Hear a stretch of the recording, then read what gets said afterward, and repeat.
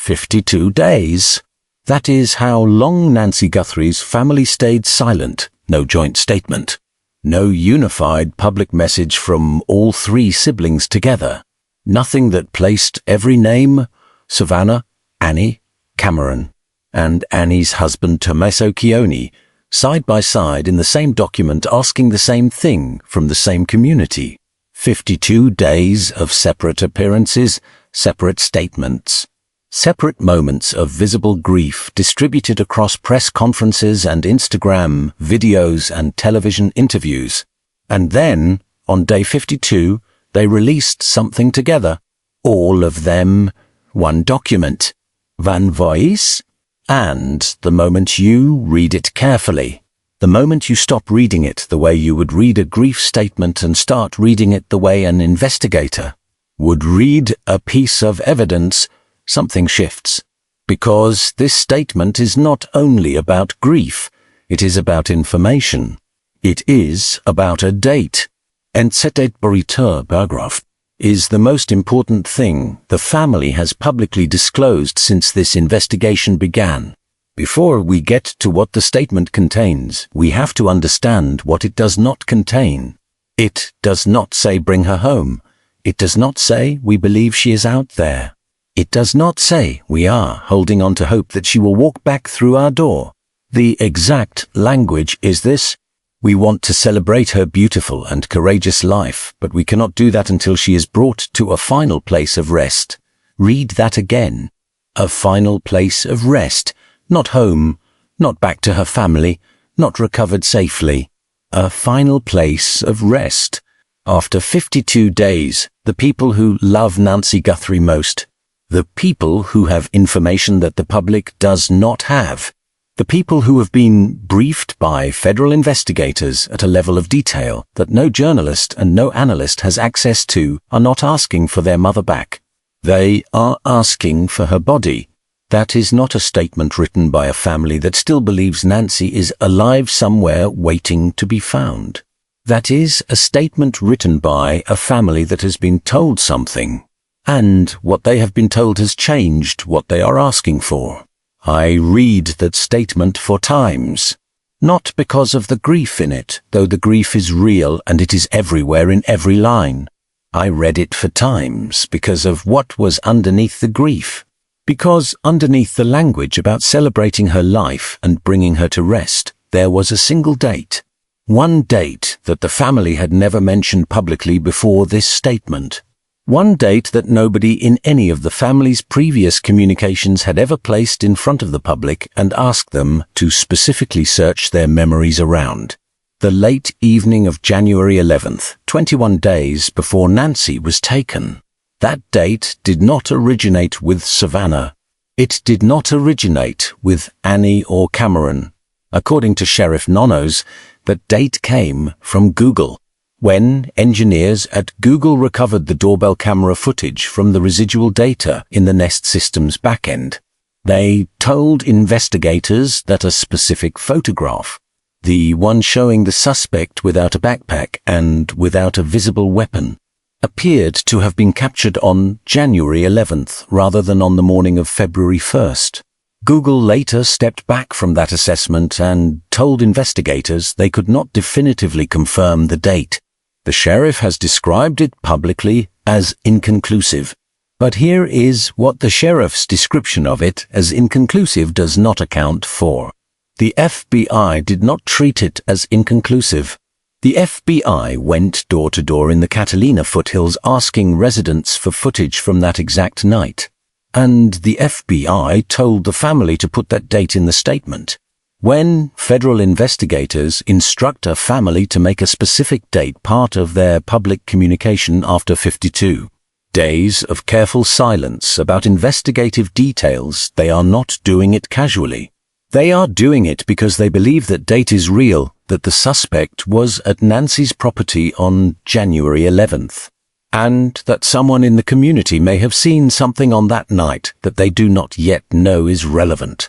If you want to follow this case with the depth and precision that cable news and morning show coverage will not give you, subscribe to this channel right now and turn on notifications. Every confirmed development, every detail that matters, every thread worth following, covered here the moment it becomes part of the public record. Leave a comment before you keep watching. What do you think the family knows that they are not saying? Because there is more in this statement than most people have noticed. Pull up a calendar. Look at the 3 dates that the FBI has been focused on throughout this investigation. January 11th, January 24th, February 1st. Now look at what day of the week each one falls on. January 11th is a Sunday. January 24th is a Saturday. February 1st, the night Nancy was taken, is a Sunday. 3 dates. 3 consecutive weekends. Every single one, not a Tuesday. Not a Thursday afternoon. Not a random midweek moment when the neighborhood service workers are on their routes and the streets are active with people who have a reason to be there. Saturday and Sunday nights when the professional world has gone home, when the work trucks are parked in driveways, when the construction sites are dark and quiet and nobody is clocking hours or counting heads, when a person with a weekday job and a weekend window can move through a neighborhood he already knows, without any element of his regular daily life being visible. That pattern is not a coincidence. That pattern is a schedule. And a schedule tells you something very specific about who you are looking for. This person has obligations from Monday through Friday that account for his presence in the world in a way that makes the weekend his only available operational window. He has a job. He has a routine. He fits inside a professional ecosystem that explains where he is during the week and creates the specific freedom he needed on Saturday and Sunday nights to come back to a street he already knew and study a property he had already identified. Now here is where the investigation gets more specific and more disturbing. Nancy Guthrie's Facebook Messenger account was hacked twice. She posted about it publicly, asking her friends for help, which means this is not an investigative inference or a leak from a source. Nancy herself told people it happened. She was aware of it and she flagged it in real time. Most people covering this case have treated the hack as background noise, an unrelated digital nuisance in the life of an 84-year-old woman who maybe clicked on a link she should not have. Something that probably had nothing to do with what happened to her. That dismissal is a mistake. Think about what Facebook Messenger contains for a woman like Nancy. Think about what lives inside those threads for someone her age. Someone for whom Messenger was the primary way she stayed connected to her family and her community. It is where she coordinated plans with her daughters, where she confirmed the details of rides, Uber rides home from dinner, pickups from Annie and Tomaso, the logistics of family visits and church schedules and the small organizational details of daily life that an 84-year-old woman living alone manages through her phone. It is where she told friends when she would be out of town and when she would be home, where she shared photos of her grandchildren and described what she was baking and mentioned offhand that she had a doctor's appointment on Thursday and would be free after 2. It is where the entire visible rhythm of her life was written out in her own words, updated in real time and stored in a format that anyone with access to the account could read in full. She is home on Tuesdays. She goes to Annie's on Fridays. She takes an Uber back at night. She is alone after 10. None of that required physical surveillance to discover.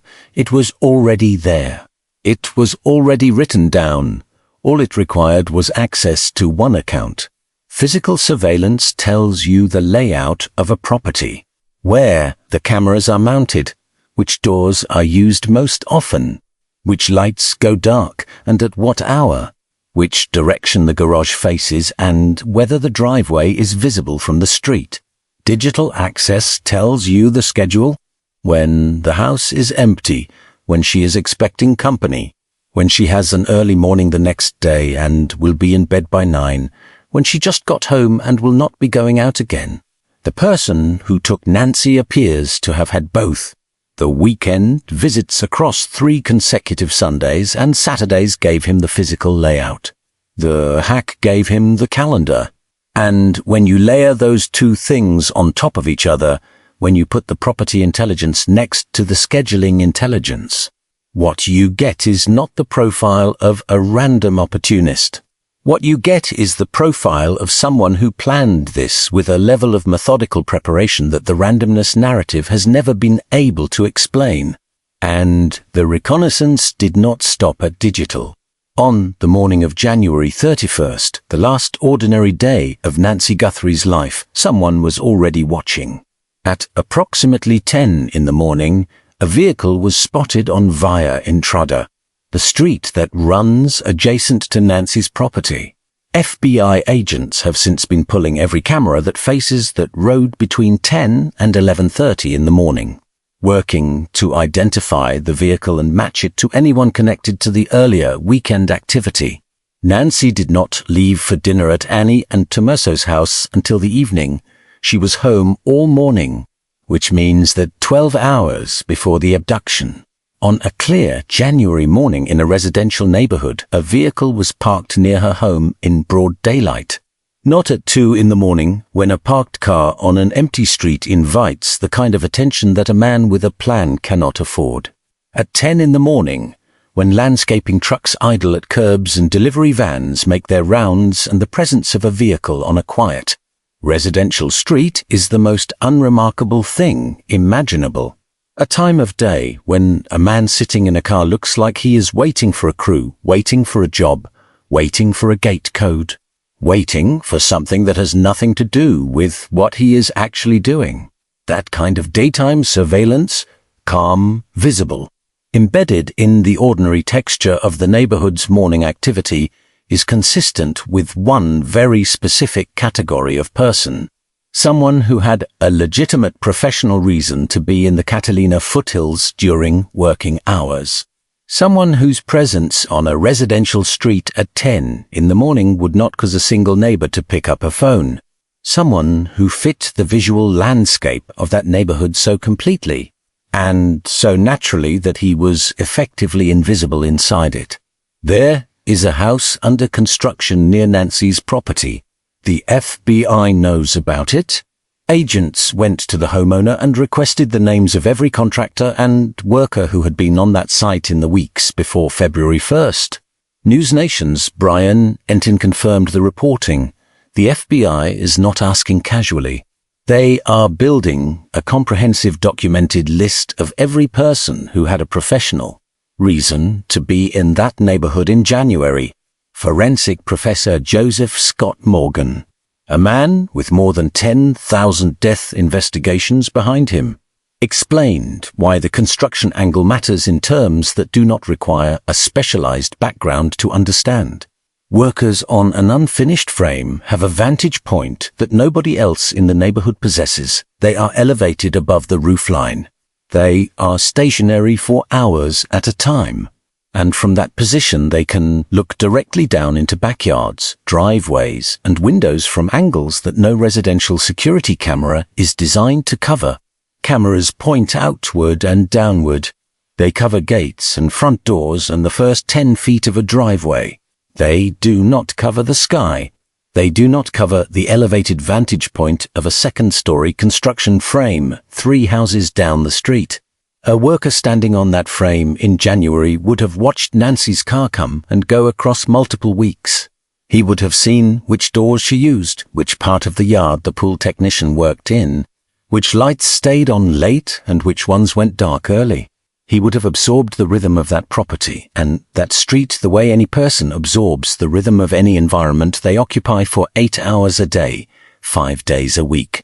Not through deliberate intelligence gathering, not through any intentional effort to observe and record, simply through presence, through the passive and completely involuntary accumulation of environmental knowledge.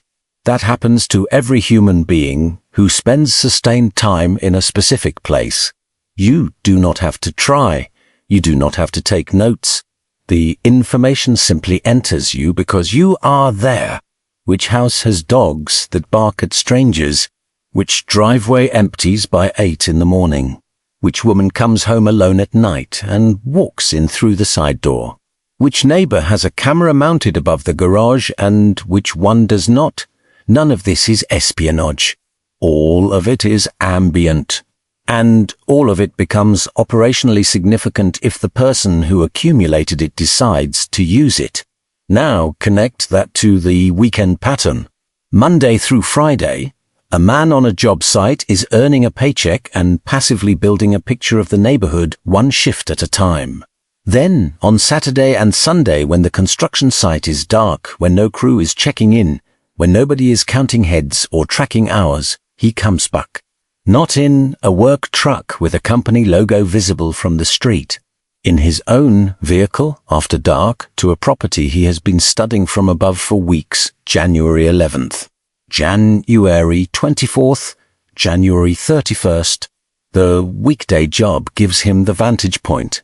The weekend gives him the darkness, and the 3-week pattern between the first visit and the night he came back for the last time reflects exactly the kind of preparation that investigators describe when they talk about crimes that were planned rather than committed.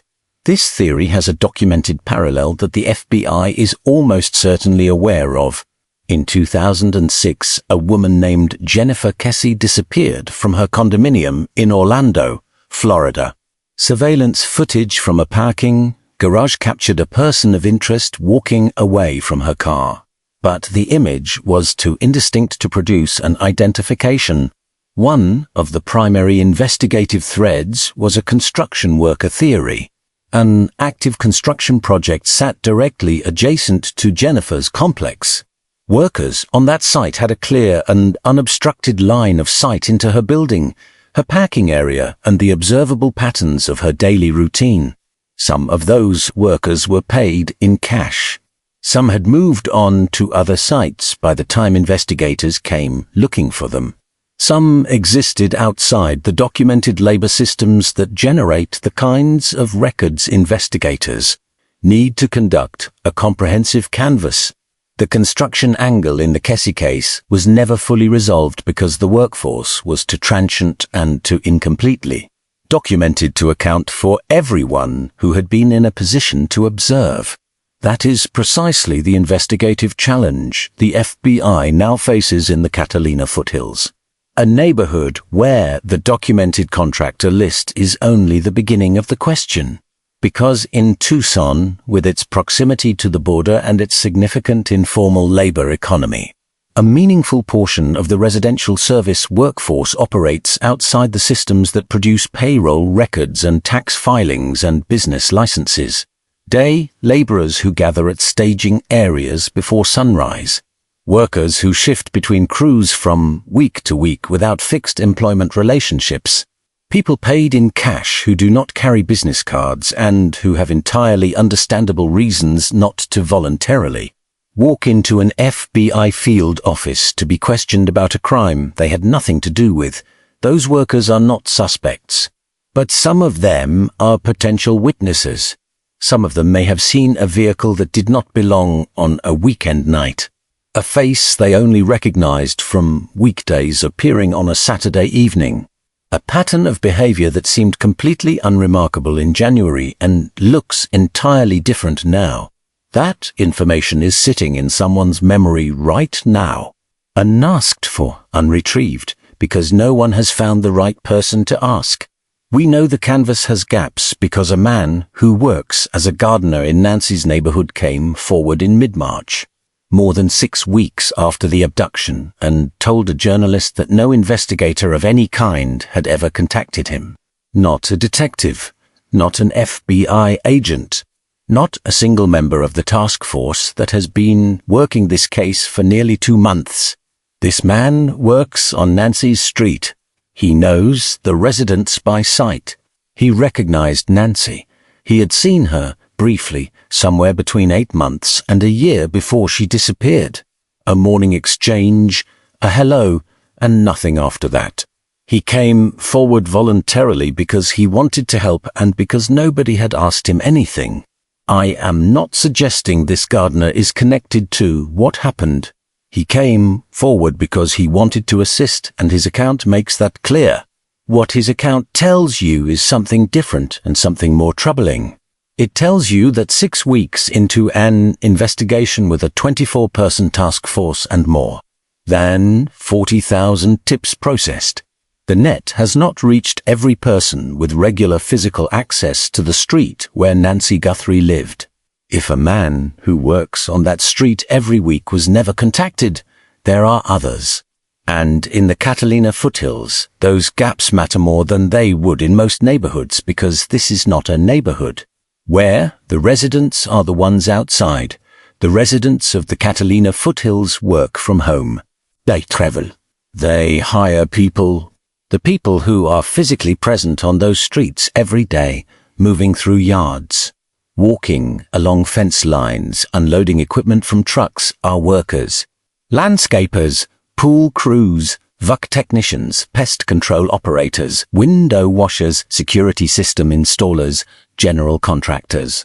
They're subcontractors, and the subcontractors' day laborers. In a neighborhood where the median home value runs well into the millions, there is a rotating cast of service workers present every single week. They come, they work, they leave, and nobody looks twice at them because their presence is expected. It is built into the environment. It is how the neighborhood functions. And because their presence is expected, their observations are invisible to the people they are working around. They hear things through open windows. They see things across fence lines. They notice when a routine changes, when a car that was always there stops appearing, when an unfamiliar vehicle sits on a street for longer than a delivery would require.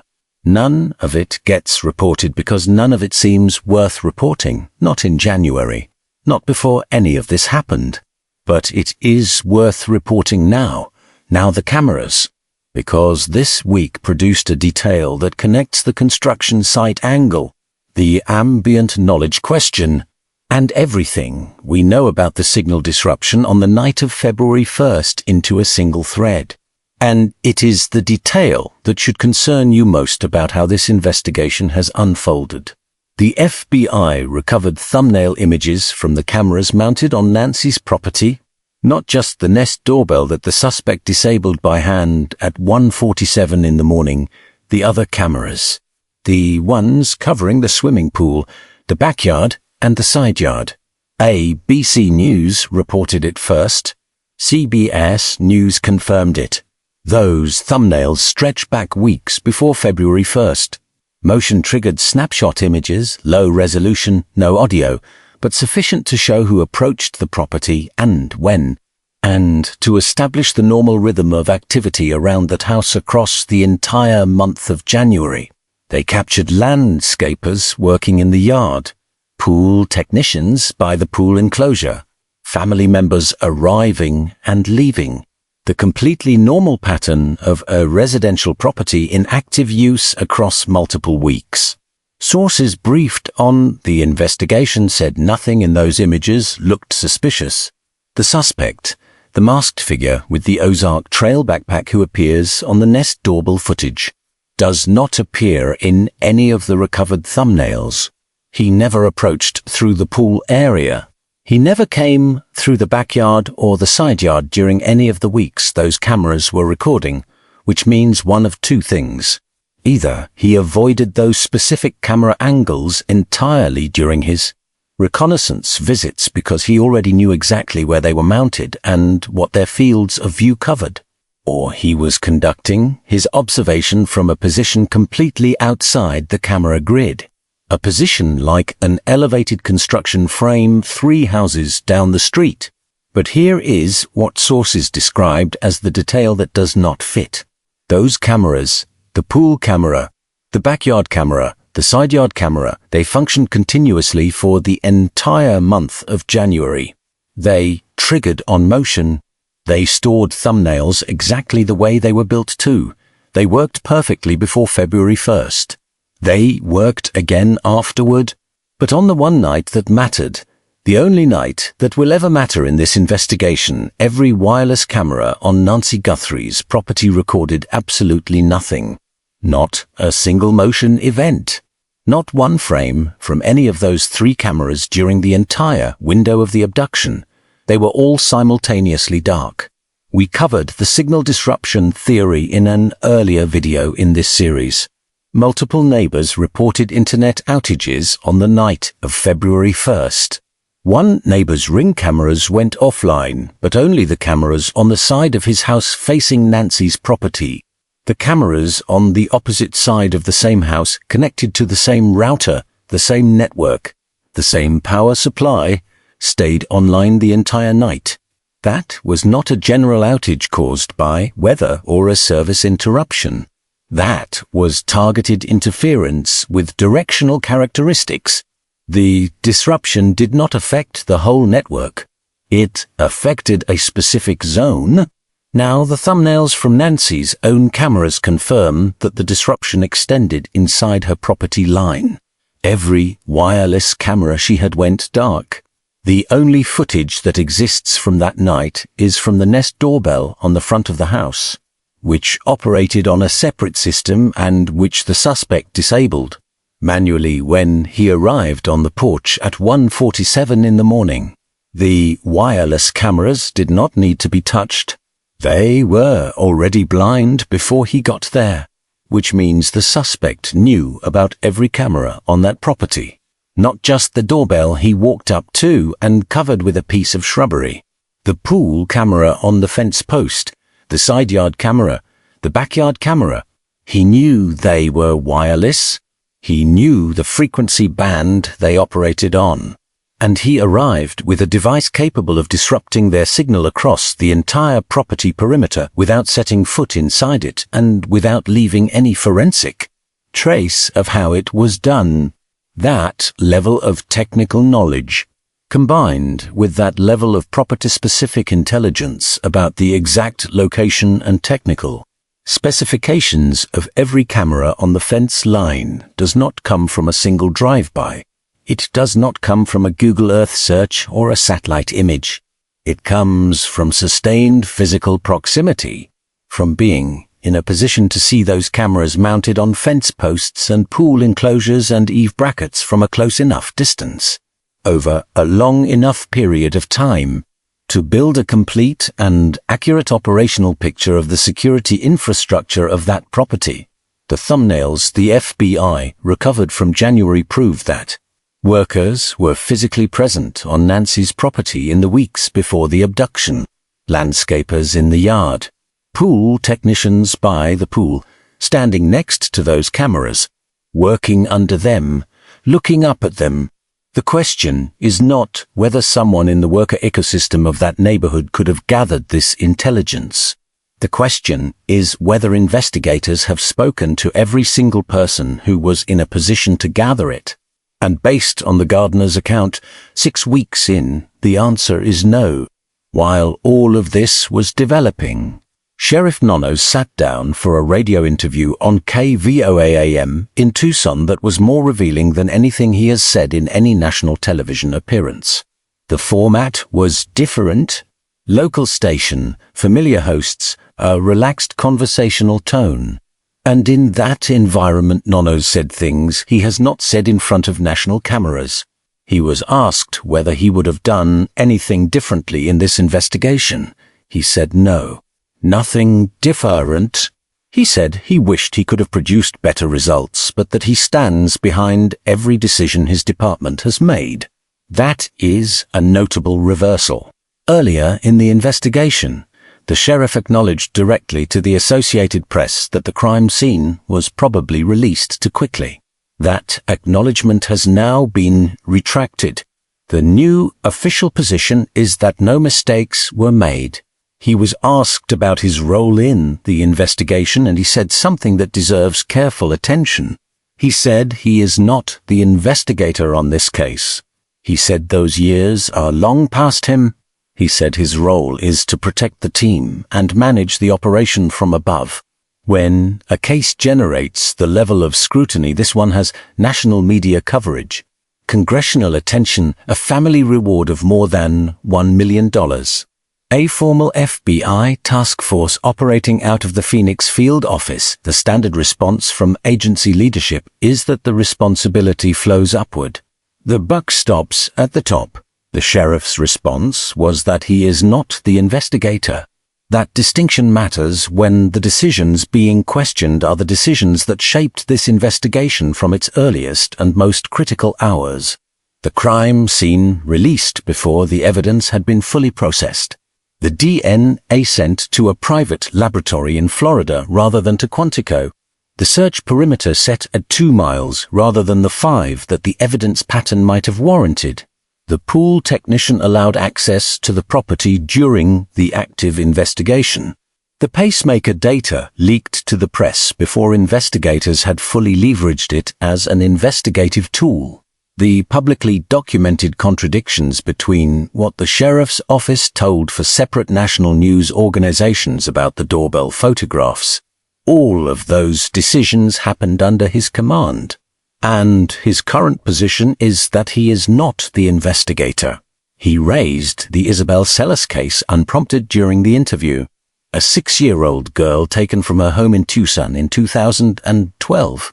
Her body found years later in a remote desert location. The man responsible convicted after nearly a decade of investigation. The sheriff's point was that cases of this kind take time. He also noted that the father in the Sellers case was publicly suspected for years before eventually being cleared, which read as a pointed and deliberate comparison to the scrutiny Tomaso Chioni has faced in this investigation. He acknowledged the disciplinary record that the Arizona Republic uncovered in his background, the departure from El Paso in 1982, the 37 cumulative days of suspensions, the incident involving a handcuffed suspect, the discrepancy in his professional resume. He said he cannot argue with any piece of discipline he received. He said he was young. He said he was a kid. There is now a formal recall effort underway to remove him from office. Whether that effort succeeds is a political question that belongs in a different conversation. The investigative question is the one that matters here. And the investigative question is whether a sheriff who says no mistakes were made, who says he is not the investigator, who describes the January 11th date as inconclusive while the FBI simultaneously tells the family to put it in their public statement, whether that sheriff's decisions have cost this investigation time it did not have. In a case where the sheriff himself said publicly in the first days after the disappearance that Nancy could die within 24 hours without her medication. In a case where the family's statement 52 days later is asking not for her return, but for her body. Here is where the investigation stands at 50 days. The Joint Task Force is active with between 20 and 24 investigators, roughly half from the Sheriff's Department and half from the FBI. The DNA evidence is being processed through forensic genetic genealogy, the same methodology that produced the identification of the Golden State Killer and connected Brian Koberger to the murders of 4 University of Idaho students. Former FBI agent Jennifer Coffindaffer said publicly that the case is, in her words, red hot behind the scenes. She said the FBI has more active investigative leads in this case than most kidnapping investigations generate across their entire lifespan. Former FBI Special Agent Harry Trumfio told Yahoo News that the ransom motive is appearing less and less credible to investigators. Too much planning, too many points of exposure, too many ways the ransom mechanism could have been used to identify the person demanding payment. Retired FBI agent Steve Moore offered an assessment that cuts directly to the question of why the $1.2 million reward has produced no credible identification after 50 days. The reward is unclaimed, he said, because the only people with genuine knowledge of what happened to Nancy Guthrie are people who are themselves implicated in what happened. That is not speculation offered for effect. That is an operational assessment from a man who spent decades working kidnapping cases. It means the circle of people who know where Nancy is and what was done to her is small. And every person inside that circle has a direct personal reason to stay silent. Savannah Guthrie and her siblings said in their statement that Tucson and the greater southern Arizona community hold the key. That is a geographic statement. And according to the reporting, it was shaped by the FBI. They are telling you the answer is local. The suspect is from Tucson, from the area, possibly from the neighborhood where Nancy lived for more than 50 years. A man with a weekday job that anchors him to a regular schedule and a professional identity. A weekend-only pattern of activity spanning 3 consecutive Saturdays and Sundays. Physical knowledge of Nancy's property detailed enough to neutralize every wireless camera she owned without leaving a trace visible on any of them. Digital access to her Facebook Messenger account that gave him her schedule, her plans, and her availability in her own words. A vehicle near her home at 10 in the morning on the day she was taken. A construction site in the neighborhood with an elevated and unobstructed vantage point over her backyard. And an investigative canvas that 6 weeks in has not reached every worker who set foot on her street. The profile is narrowing. The 3 weekends tell you he has a fixed schedule. The construction site tells you he may have had a sustained and elevated observation point. The gardener's account tells you the investigative net has gaps. The cameras going simultaneously dark tell you he arrived with technology specific to her property. The hack tells you he had digital access to her personal communications. And the statement from Savannah, Annie, Cameron, and Tomaso tells you the FBI believes the answer is somewhere in Tucson. On streets he knows, in a community where someone has already seen him and does not yet know what they saw. The sheriff says January 11th is inconclusive. The family says search your memories around that night. The FBI went door to door on that date. And the suspect himself, through his own pattern of behavior across 3 consecutive weekends, has already told investigators exactly what kind of man he is. Someone who goes to work on Monday morning and comes back on the weekend. Someone who was in that neighborhood long before the night he came back for the last time.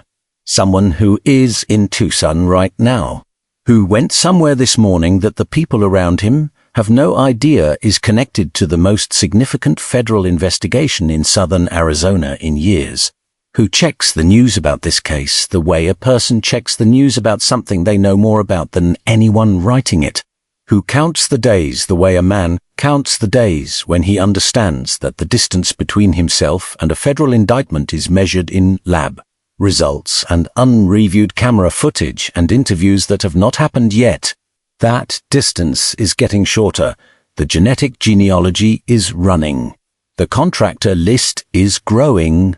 The thumbnail images from January are being compared against every face connected to every worker who had access to that neighborhood. And somewhere in Tucson, a gardener who works on Nancy Guthrie's street is still waiting for someone to ask him what he knows.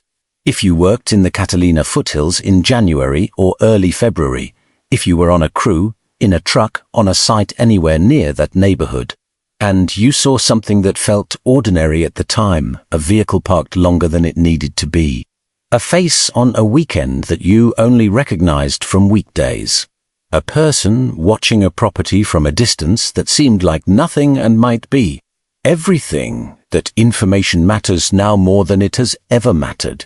The FBI tip line is 1-800-CALL-FBI. Tips are completely anonymous. The reward is $1.2 million payable in cash. Someone in Tucson knows something. The 3 weekends prove that whoever did this was in that neighborhood, on those streets, visible to people who did not know what they were looking at. Long before the night he came back and Nancy Guthrie's ordinary Friday evening became something that can never be undone. Subscribe to this channel and turn on notifications. The next development in this case will be covered here the moment it becomes part of the public record. And leave a comment. Tell me what you think the 3 weekends reveal about the person who took Nancy Guthrie. Because that question has an answer, and the answer is getting closer every day.